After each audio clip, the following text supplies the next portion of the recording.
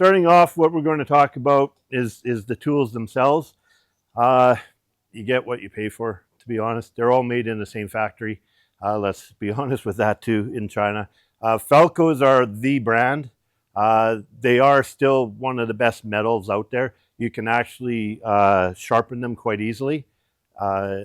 If you, in the old days, you used to have the good coffee or tea cups, and I take my mom's teacup and flip it upside down, the stone, and you could sharpen it that way. So the Falcos actually will take the sharpening for quite a while. You don't need $100 pair of Falcos if you're just doing residential pruning. I would have Falcos just because, and this is a funny thing, this one fits my hand better. So, and they hate me saying this, and everything's locked up. And I know it's my store, but I don't really have control anymore. And that is, you need to take the pruner out of the package. Okay, so slide it out of the package and feel it in your hand. And these are actually a lady's pruner. And the reason I like this is because the head's actually smaller than a larger head. And if you go and look at the 2,000, 3,000 fruit trees that I have to prune, I'm all about speed. So I'm going in and out and around the tree as fast as I can. And I find that the larger head, I just keep bumping everything. Saying that, I've lost about 10 pairs of these. So when you buy bulk soil or something, you might find a pair of Falcos in there, and you're pretty lucky. So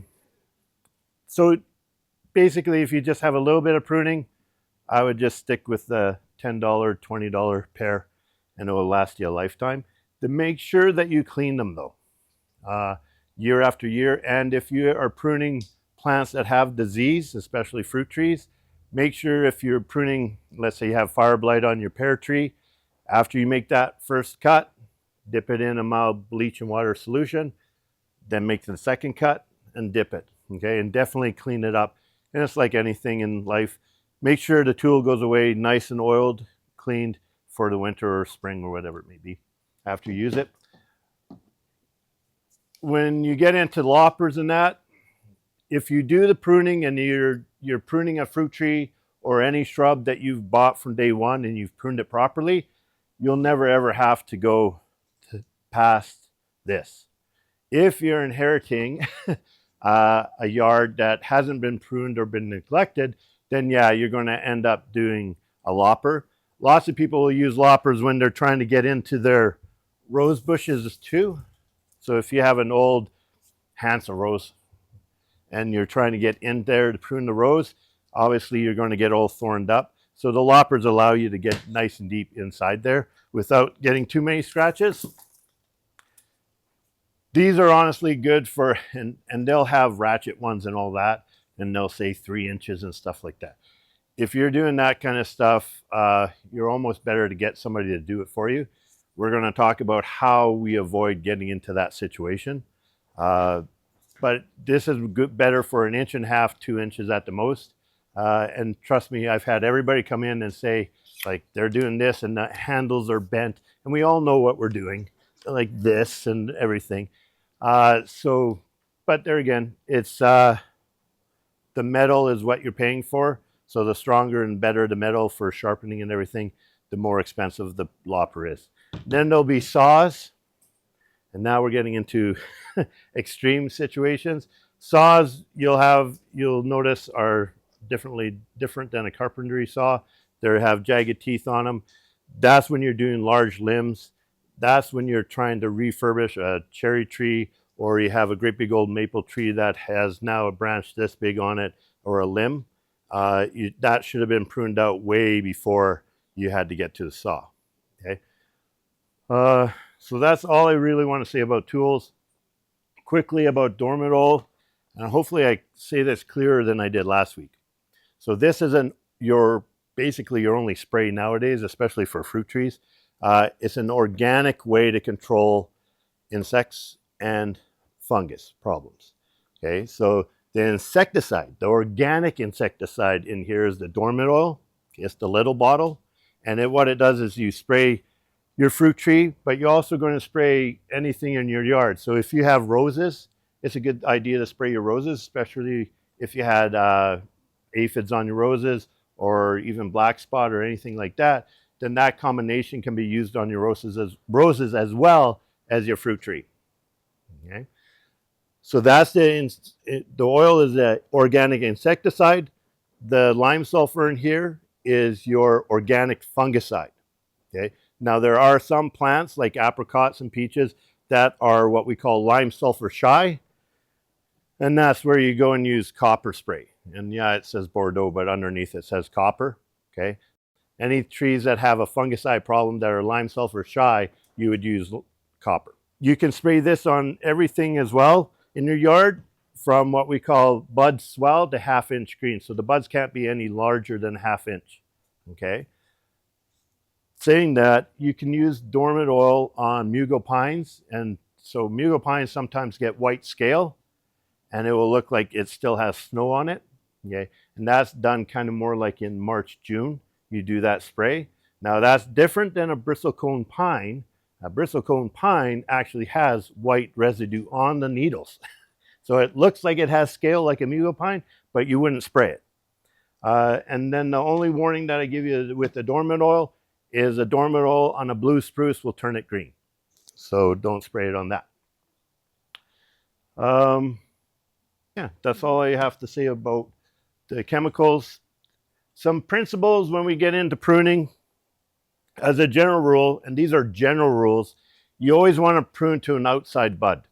So if I'm I'm the trunk of the tree, and here's my limb, the bud is facing that way. That's what I mean by an outside bud.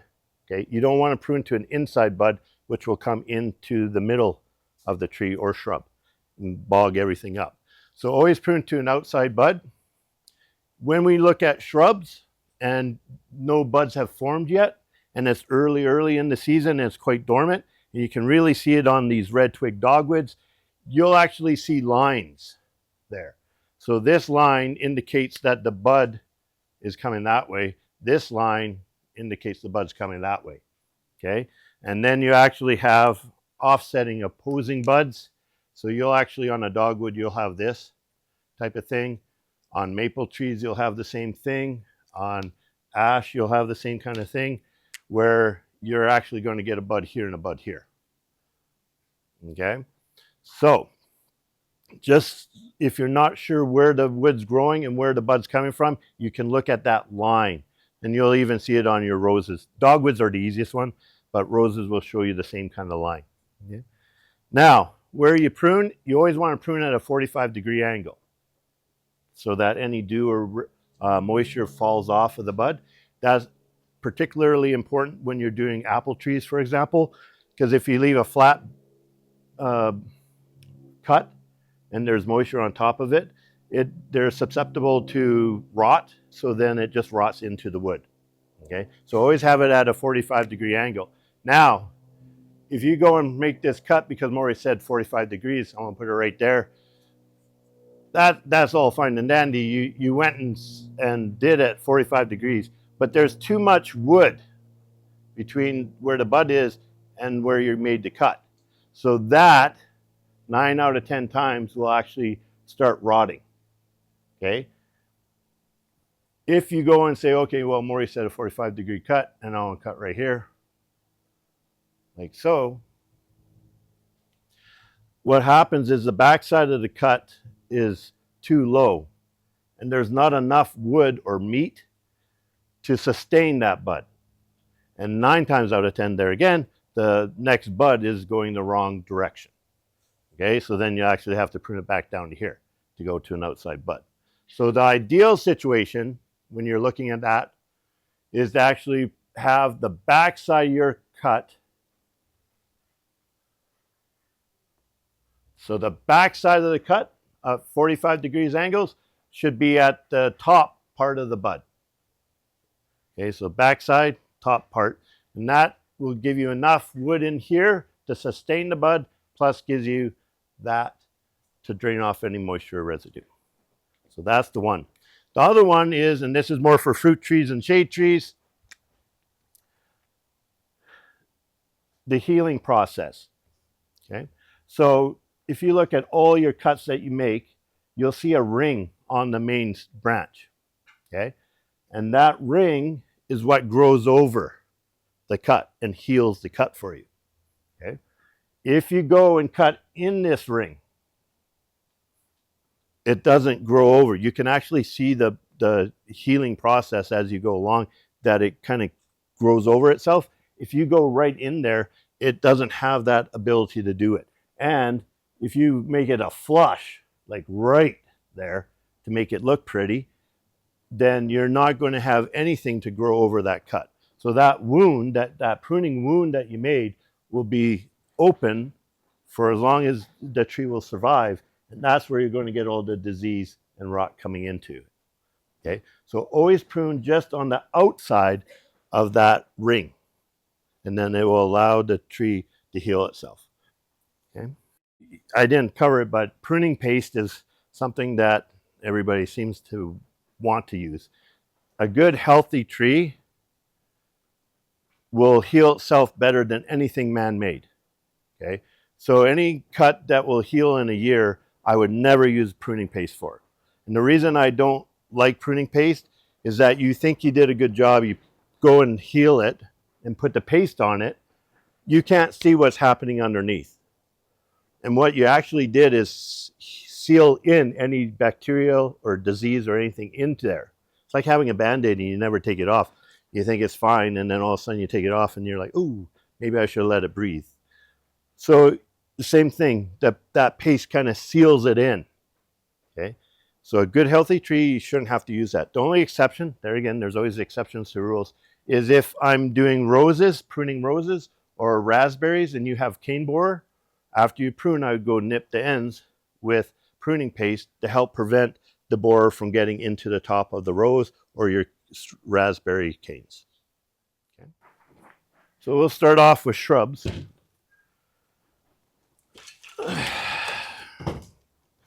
So this can be quite overwhelming. If you've never pruned before and you come up to your shrubs and you're like, oh my goodness, where do I start? What's going on?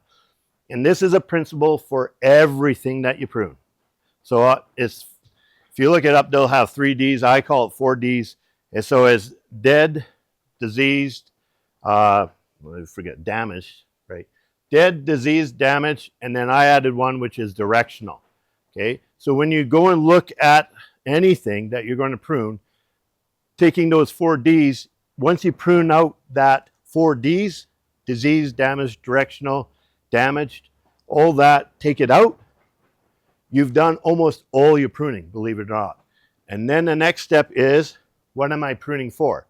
Well, in the case of fruit trees, you're pruning for fruit. Okay, how do I prune this fruit tree, whatever variety it is, to get the best fruit production? If I'm pruning a rose, what am I pruning this rose for? Am I going to enter in the contest in the Barrier Fair and have the biggest perfect rose? Or do I want a whole bunch of roses? Okay, am I pruning my boxwood for the shape of it? Or do I need height? Or what do I want out of the shrub? So you have to decide what you want out of the shrub. And that will be your 5th portion of how you prune something. Okay, so the 4 Ds, and then what am I pruning for? The other rule that I have, and it's a very simple rule when it comes to flowering shrubs, and I call it the lilac rule. So no matter what you're pruning, you need to know what you're pruning.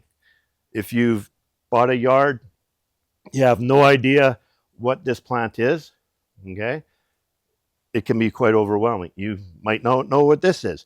Does it flower on old wood or new wood? Okay, and this is the biggest thing, stop listening to your neighbor, right? So the other thing I like to say too, before I get into that lilac rule, is take a picture, okay? Take a picture before you prune it, maybe while you're pruning it. Definitely take a picture of it in the middle of summer, okay? And then that will tell you kind of what you did right or did wrong. If you pruned your fruit tree and you got no fruit, you knew you did something wrong, right? If you prune your flowering shrub and you know that the homeowner said, yeah, it flowered all beautifully last year, but this year you got no flowers, then you know that it flowered on old wood, okay? So that's where the lilac rule comes in with flowering shrubs. Anything that flowers before the lilac, including the lilac, you prune after it flowers. Because that lilac rule is old wood. Everything's flowering old wood. So if you go out there right now, this is a lilac. You can see all these green buds. Those are your flower buds. So if you go out into the yard because your neighbor told you you should be pruning, and you go and prune your lilac, you're not going to get any flowers. Okay, so lilacs, forsythia, flowering almond, Sestina plum, all those type of plants flower in old wood. There's even exceptions to that. Spirea usually flower on new wood. But if you have a bridal wreath spirea, the great big white plumy ones, if you pruned it right now, you won't get any flowers. Same with snow white. It's basically all the white flowering spirea flower on old wood. Okay, so you would prune them after they flower. Like I mentioned, lilacs is the main one. It's the easiest one to know because it seems like everybody has lilacs around. Rhododendrons, azaleas, same thing. Oops. They flower on old wood. So that's the flower bud right there. Okay, so obviously if you go and prune it, not going to get any flowers. So that's the simplest rule when it comes to what to prune and when to prune it. Obviously, if you take a picture of it and you prune it and you get no flowers, then you might think that it flowered on old wood. So you wouldn't prune it till next year after it flowers. And I'll just grab this piece here. This is an older lilac. And lots of people might have this too. So we have flower blossoms here, but we should actually have flowers all over here.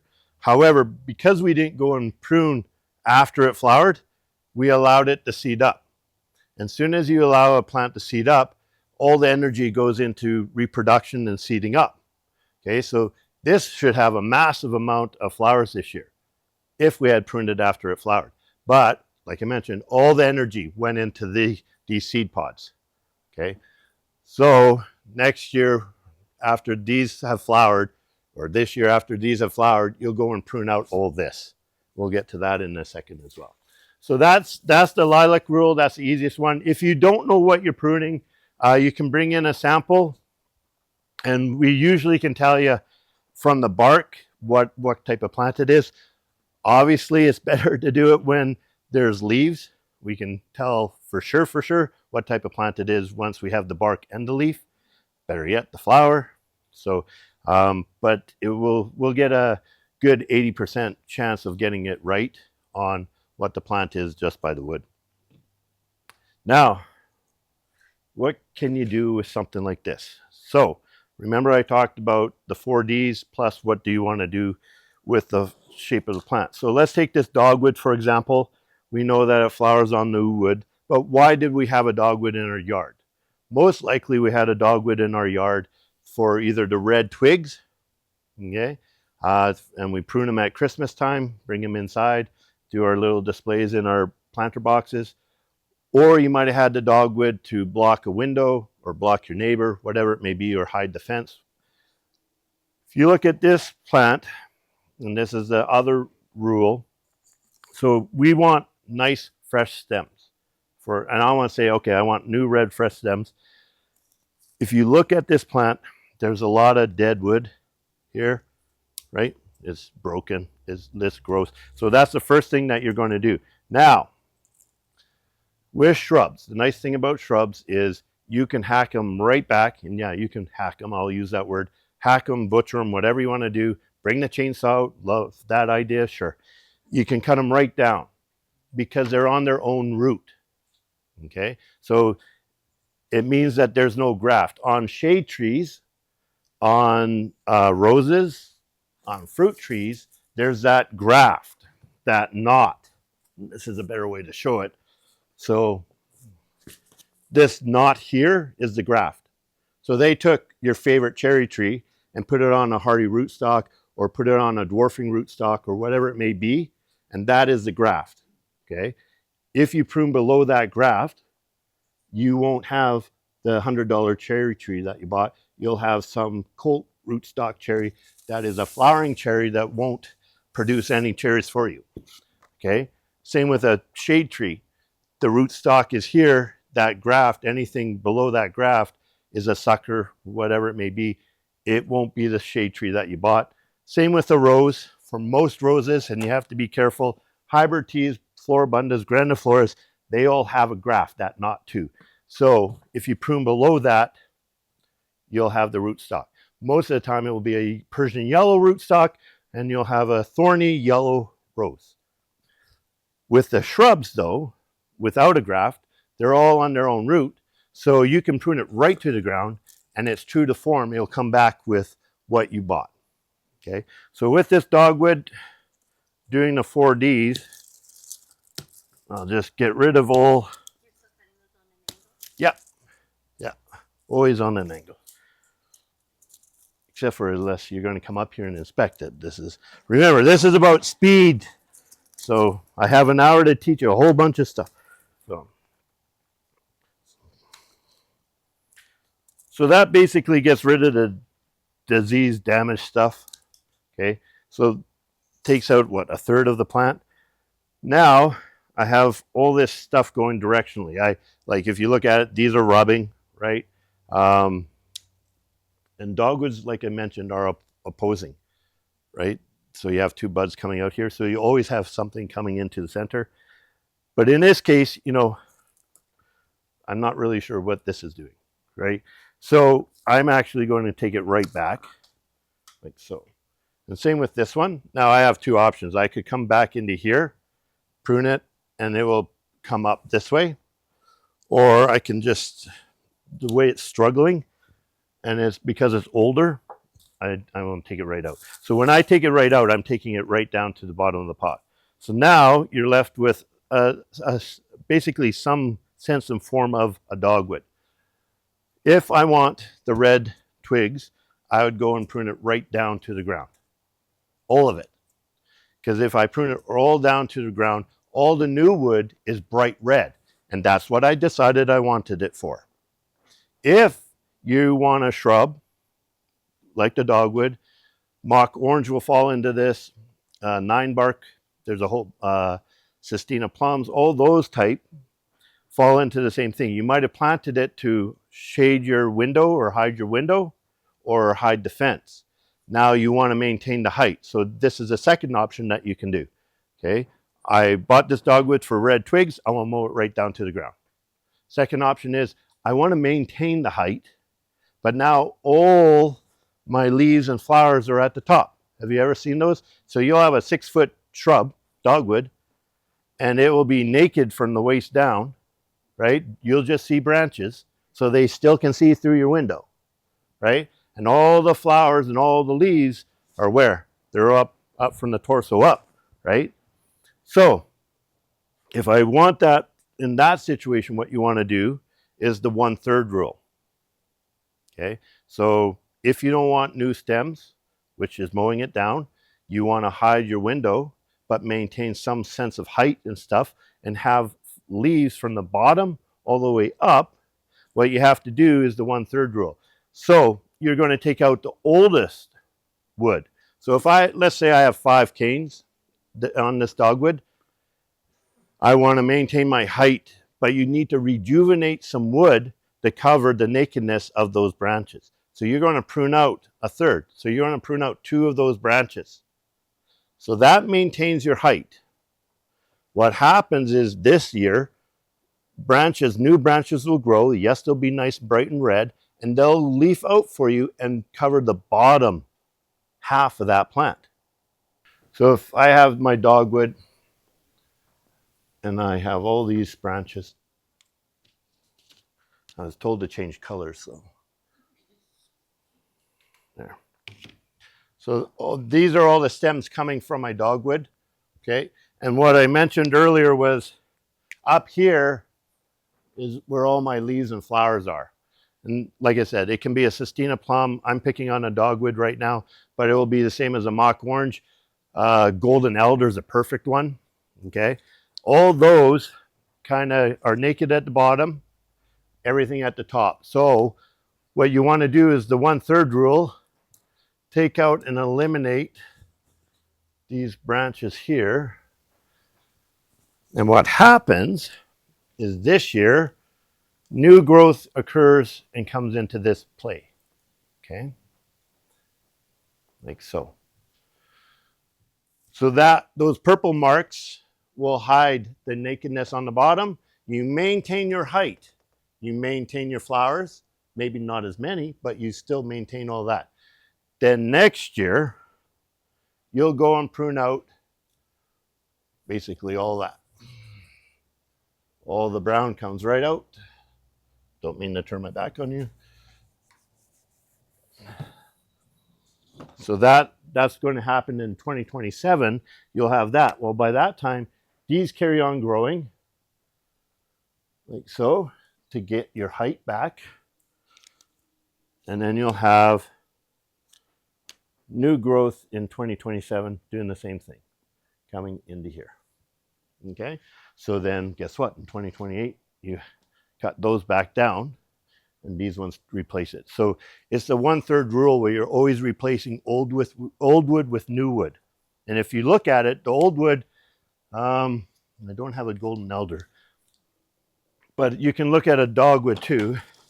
The older wood was gray, gnarly, not as vibrant red. It will be thicker, obviously.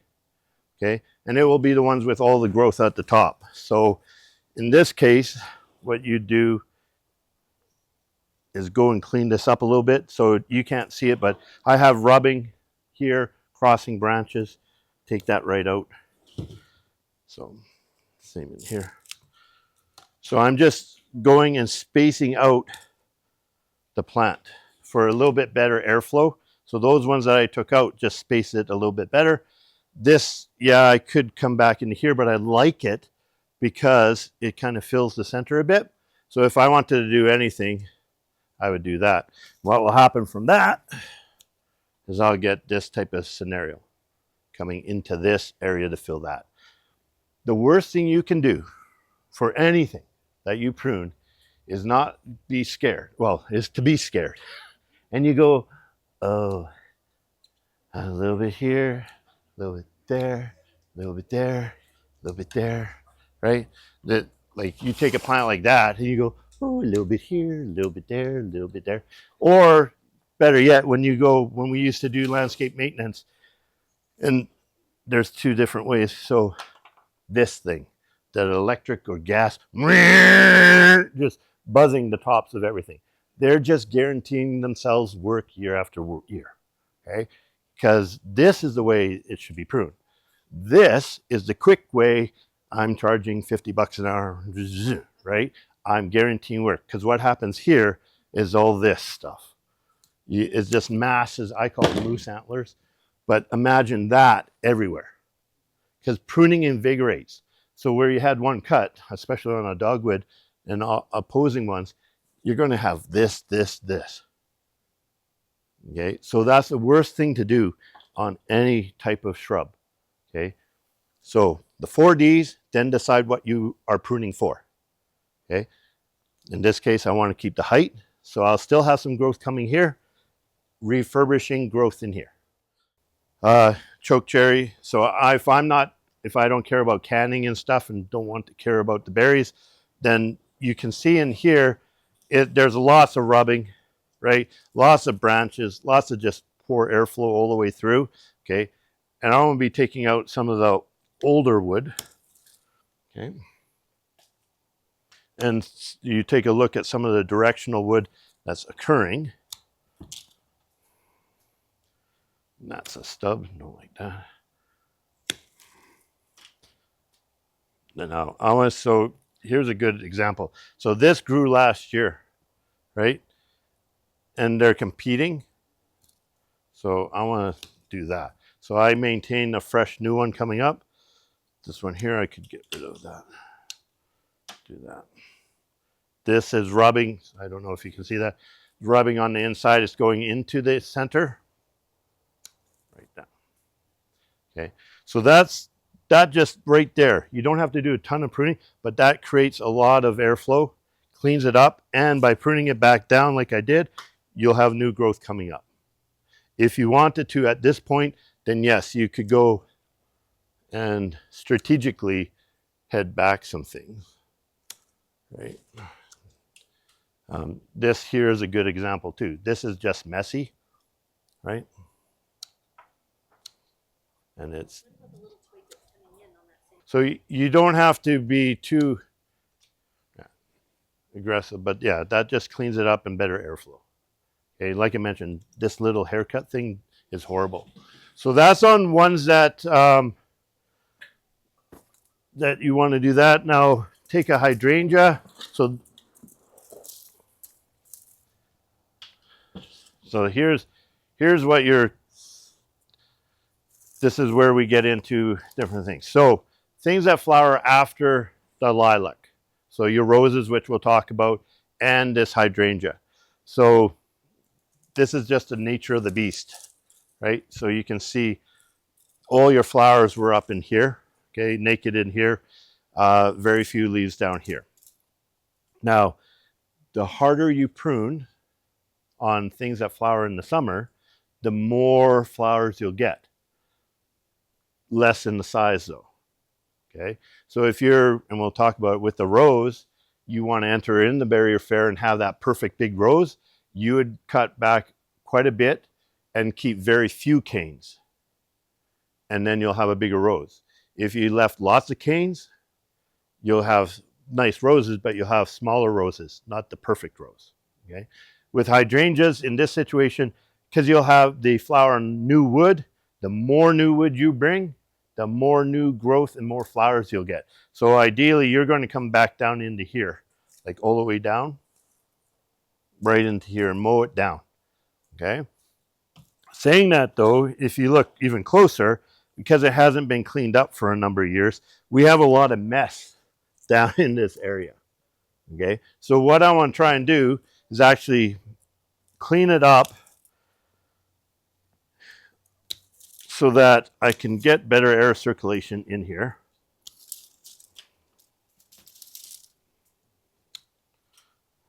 There again, maintaining my height.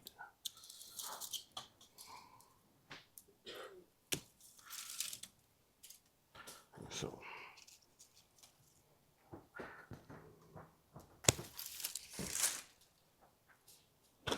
yeah. So we'll do that. Like that.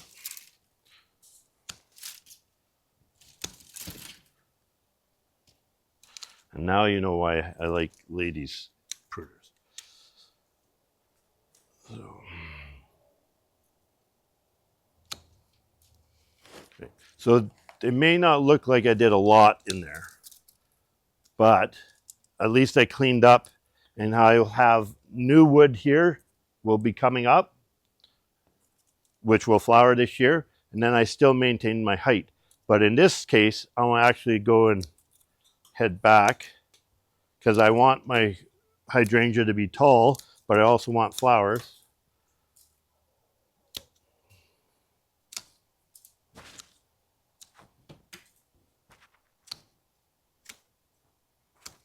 There. Okay, so that will allow me to have growth coming up here to hide, there again, whatever is here, it will flower. I still will get growth here to get and keep the height that I had, and it will flower, okay? And eventually, if it's just too much, and it happens, you go into Brock, heck, you even go into lower parts of Saheli and Aberdeen, you'll have big old mock orange and stuff that are just massive, like we're talking like that, right? Those are the ones that you just go and prune right down, okay, and restart, rejuvenate. But remember, pruning invigorates. So you're going to prune that right down to the ground. Think of the massive root area that you have. That's just going to push growth. So you're going to have to be on your game in the summertime for a light pruning in June, okay? A June pruning will help because you're going to have all this vegetative growth that's flowering. You need to take out some of that energy. So if you prune right down to the ground, some of those leaves, that will take out the energy. Now, you can't do it all.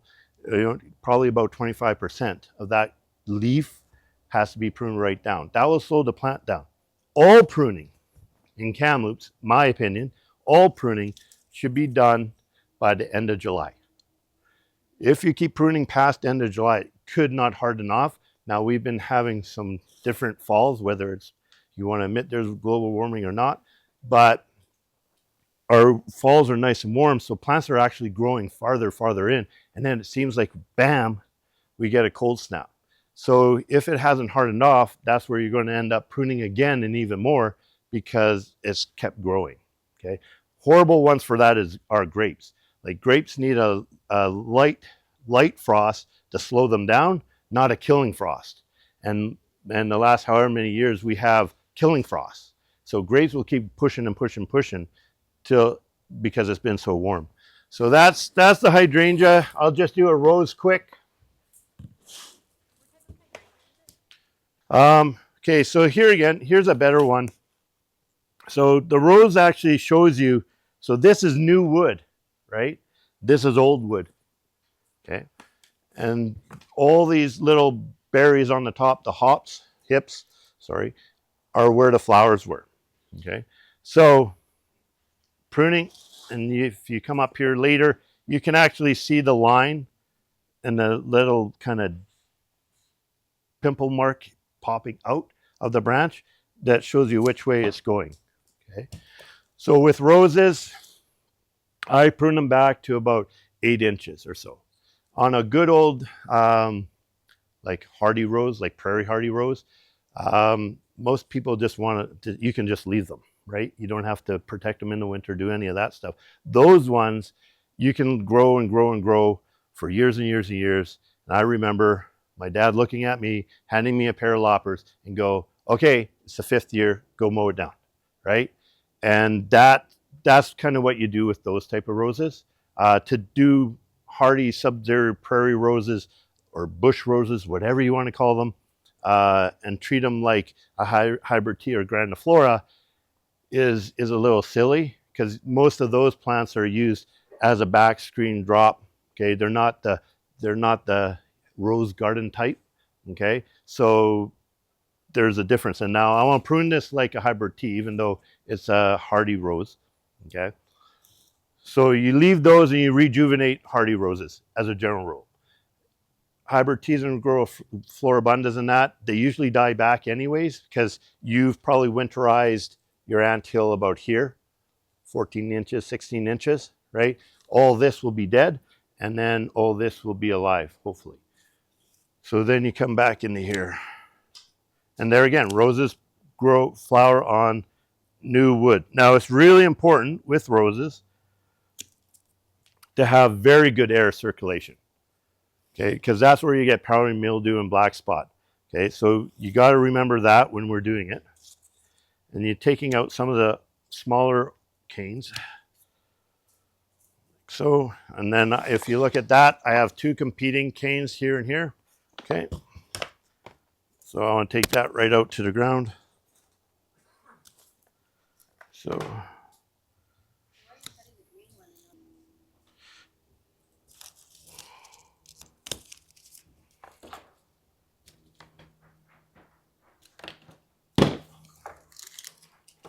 So that's what I would be left with my rose after I prune it. Okay, there again, if you take a picture, you can see kind of what you're doing. Now, the nice thing about, remember the rule that you always want to go to an outside bud. The nice thing you can do is manipulate things as well. So if you look at this, this is a very lopsided rose. It's all on this side. If I wanted something in here, right, you can manipulate the growth. Prune to this one here, this bud here, and you'll have it kind of, it doesn't go inside, but it will fill that right here and balance out my shrub. Because that's the other thing, you want a balanced shrub as well. So by doing that, you can manipulate it. Or I could prune back into here to this one and have that cover this. So then I have a more symmetrical rose. Okay, so you can manipulate the rose. And if you don't know where those buds are, you can always wait. And now everybody gets all gung-ho to do it February, March of pruning.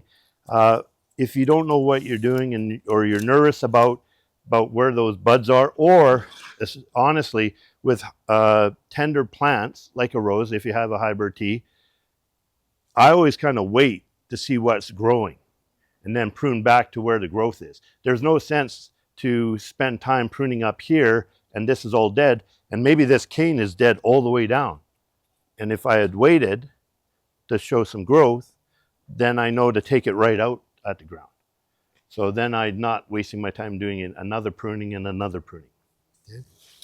So that's when it comes to shrubs. Like I mentioned, the lilac rule, you need to know if it's on a graft or not. If it's on a graft, then you have to prune above the graft. And then if it's not on a graft, it's on its own root. You can rejuvenate it if you want, go all the way to the ground. If you go today and prune something and it just doesn't turn out, you're like, Maury doesn't know what he's talking about, then next year, or even finish up and just mow it right back down to the ground, and then you can see what you can do and build from that. Okay. And so like I mentioned, the 1/3 rule, the lilac rule, you have to know what you're pruning, old wood, new wood, that kind of thing. So that's flowering shrubs in a nutshell. We'll quickly talk about evergreens.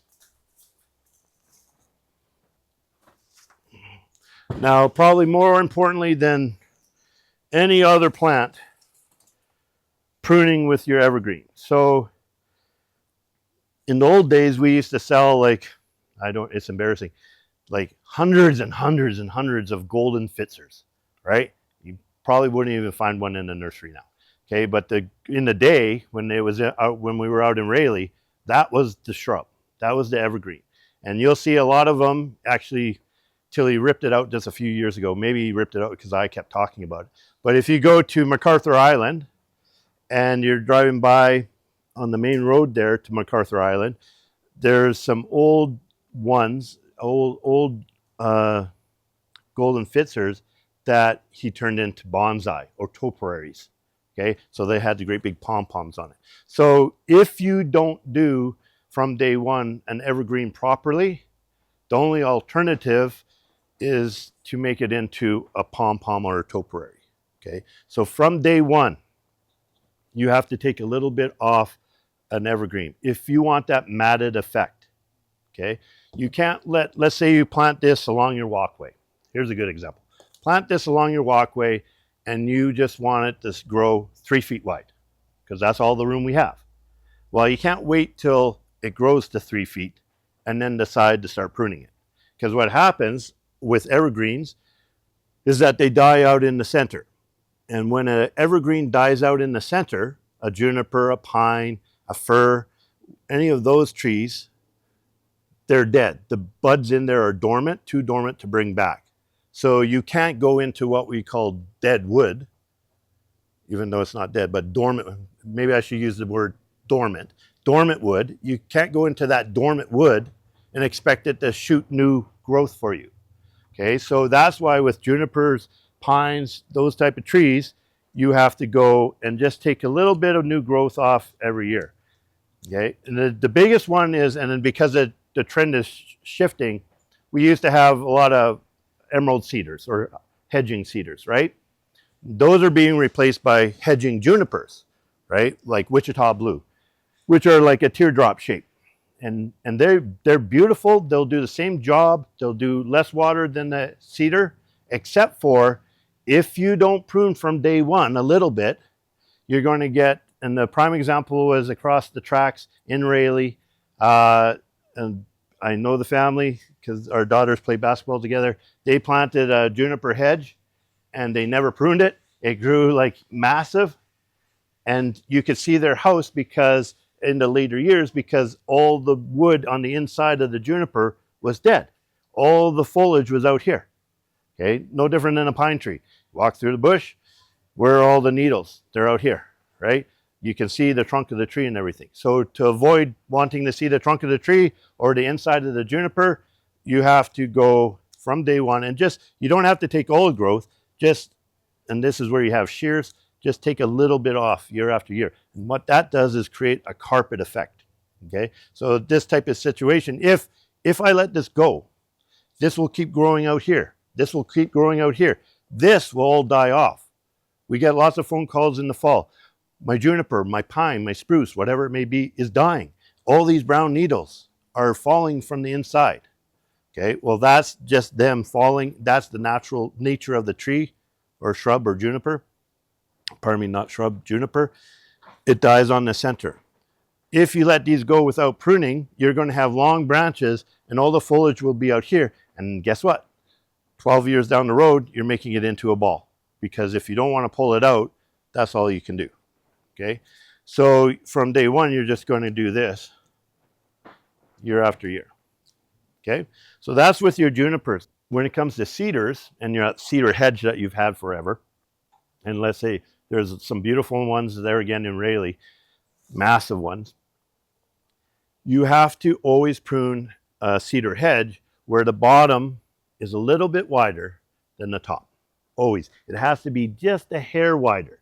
If you don't do that, there again, from day one, what is starting to happen with those beautiful ones is all the foliage, minus the deer not eating them, which would be different, but the foliage starts to die out at the bottom because it's not getting enough sunlight, because it's actually tapered like that if you really looked at it.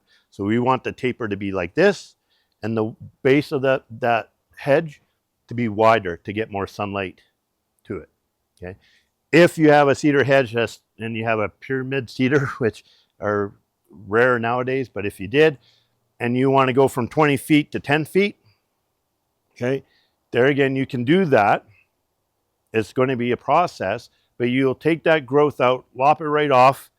But there again, you want the inside of that cedar down inside the hide. So I want to get back to drawing for a second here.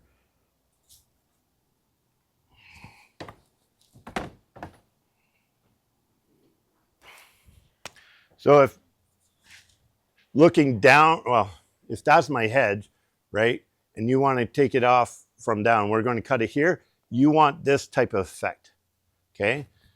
So that the green is still up here hiding, but these big ones, and they're going to be big. They're going to be 3-4 inches on a 20-foot hedge. Trust me, I've done it. You want that like that, okay? So that kind of hides the mess that you have, okay? And then you're going to actually trim this because pruning invigorates. So if you want to hide that quickly, you'd actually trim that as well to get better growth, okay? And then that will hide eventually this. The key here is, and I know this is not pruning, but the key here is to take some nylons, old nylons, and tie those branches together, okay? Because if by chance we get a snow and it's a heavy wet snow, we don't want this. This was what will happen, especially when you're doing a big pruning like that, is that it will just bend it right out. You'll never get it back in. So when you're up there pruning, tie nylons to it or rubber hose or something that will hold it together. So, and keep it there for at least a year. And then after the year, you can go and take it off. Okay. But that will hold it in and keep it nice and from doing this, making sure that there again, you go and prune at the top. Saying that, there's areas, so when it comes to cedar and yews, and let's say, which is happening now, the deer's eating them, right? So remember when I talked about earlier about evergreens, the dormant wood doesn't come back, okay? On certain varieties, not always, happens a lot more in the lower mainland. It will happen out in Chase more and up in Barrier because they have more humidity, more rain. Okay, so those dormant buds aren't as dormant as good old kamloops where it's hot and dry. So if you have deer damage and they've mowed into this area, which they have, right? And so you're 6 feet up, that's what your hedge looks like, right? There's a lot of dead brown wood in here, okay? They've actually pruned it for you because, there again, pruning invigorates, so it should grow, right? But it's so dormant that it can't. In kamloops, so if you just even that part out at the lake, the deer do the same thing to the hedges. But at the lake, the hedges come back more, if you notice. Next time in this summer when you go out to the shoe shop, you'll see those hedges grow back. Kamloops not. So what's the difference? The moisture. So what you need to do as a homeowner is actually go and take a hose and mist it repeatedly to keep that wood nice and pliable, and hopefully those buds will come back.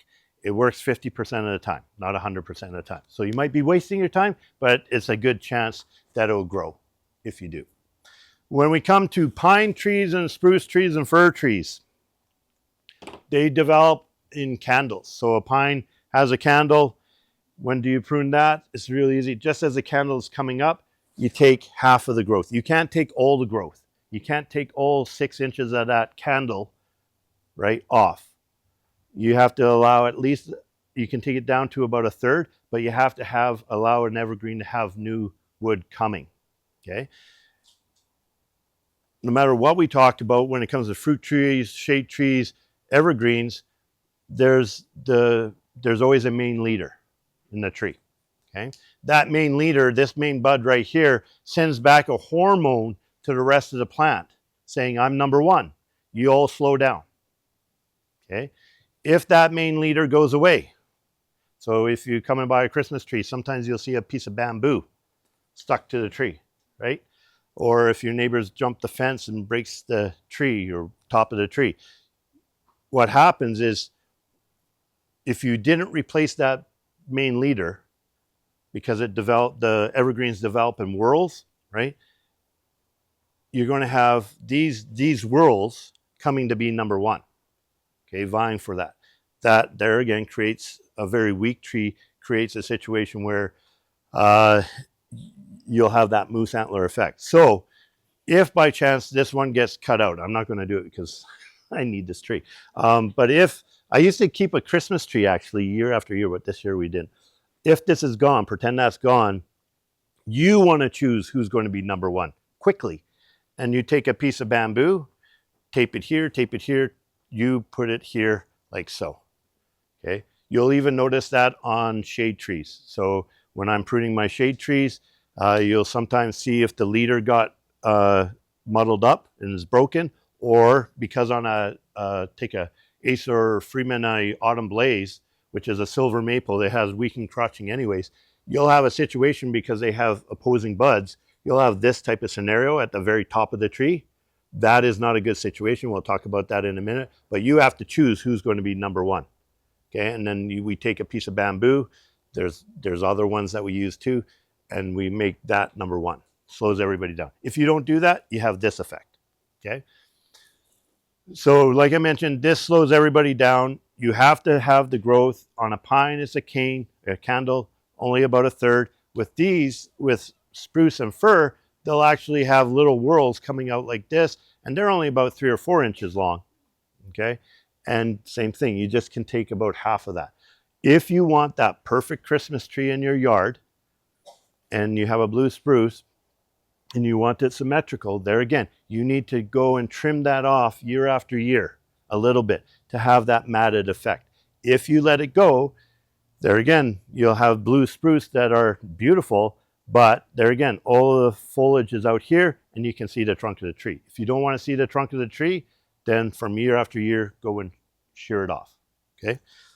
The other one that I'll just briefly talk about with spruce is that you'll have a spruce bud, which, or spruce borer, pardon me, that will actually start at the top, and you'll see this happen quite a bit. It comes out in spring, looks great, and then all of a sudden it starts drooping and starts turning brown, okay? In that case, you're going to come back down into here, okay? You have to go at least 6 inches, probably a foot lower than where you see the damage, and prune that out, and then choose number one to be number one.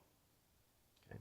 So, but there again, you can see the difference between evergreens where, you know, even already right now, there's no green in here. That's not going to change. So that's why if you want a nice bushy Christmas tree or whatever it may be, you have to shear that new growth to fill it all up so you don't see it from day one. Shade trees. The number one thing you want to know about shade trees, don't prune them like fruit trees. It's a horrible, horrible, horrible thing to do. And if you buy a shade tree when it's young and you can put it into your truck, you're going to, no different than fruit trees, you establish the framework, but once the framework of a shade tree is established, you shouldn't be pruning that tree or touching that shade tree ever again. Okay. The exception might be like a locust. Okay. But when it's the main structure of the branches, and that's, I jokingly said, you don't need a chainsaw. Because if you need a chainsaw, you should actually look at it and cut it right at the base of the tree, because it's always going to be a weak tree. So, but lots of people prune a shade tree like a fruit tree. Don't do that. And that, by that I mean they'll have their good old shade tree and just keep topping it. And that creates all this weak wood up top. I want to pick on maples, even though they're my favorite tree. And we'll just,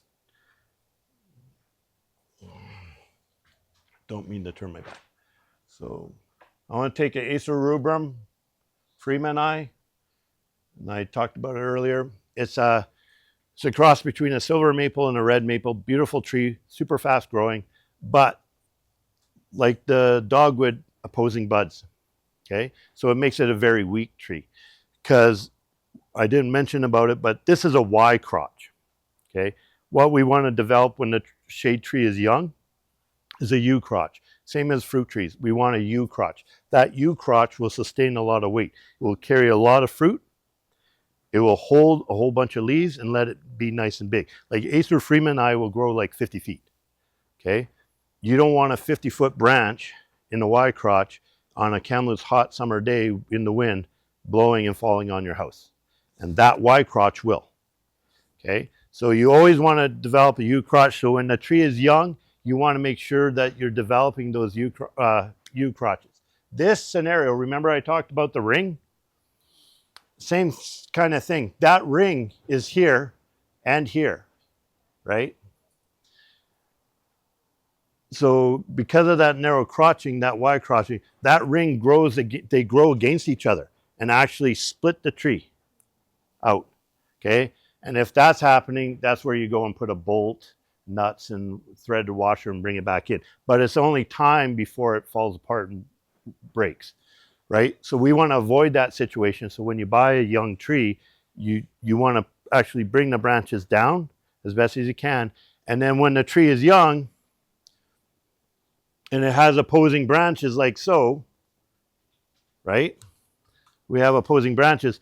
That's where you actually go and rub out one. And then you bring this one up.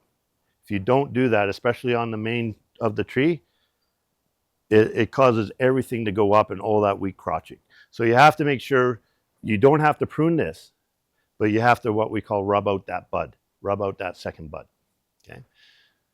In this case, you don't even know it's happening, and actually that growth comes right down into here and pushes it out. Here's a good example too. See this branch here? It actually is stealing the energy from the branch that's actually supposed to be number one. Okay.